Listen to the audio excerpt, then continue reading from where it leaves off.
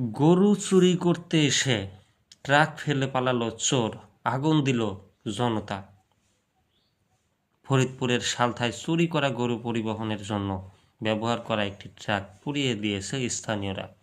তবে চোরেরা পালিয়ে যাওয়ায় তাদের আটক করতে পারেনি গ্রামবাসী। বৃহস্পতিবার 19 ফেব্রুয়ারি দিবাগত রাত 2টার দিকে উপজেলার 8ঘর ইউনিয়নের শারুকদিয়া গ্রামে এ ঘটনা ঘটে। সালথা থানার ভারপ্রাপ্ত কর্মকর্তা ওসি মোহাম্মদ বাবলুর খান এসব তথ্য নিশ্চিত করেছেন।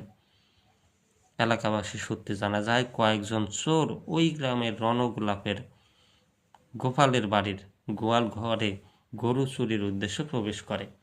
এ সময় বাড়ির মালিক টের পেয়ে গেলে চিৎকার শুরু করে।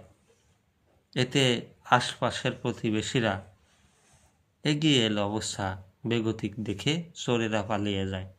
এ সময় তারা চুরির কাজে ব্যবহৃত ট্রাকটি ফেলে রেখে যায়।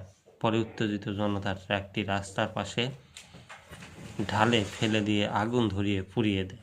সালথা থানার ভারপ্রাপ্ত কর্মকর্তা ওসি মোহাম্মদ বাবলুর খান বলেন, এলাকার লোকজন চলে আসলে চোরেরা দিক বিদিক ছুটে পালিয়ে যায়। এ সময় তাদের ফেলে রেখে যাওয়া ট্রাকটি গ্রামবাসী পুড়িয়ে দেয়। ঘটনাস্থলে পুলিশ পাঠানো হয়েছে।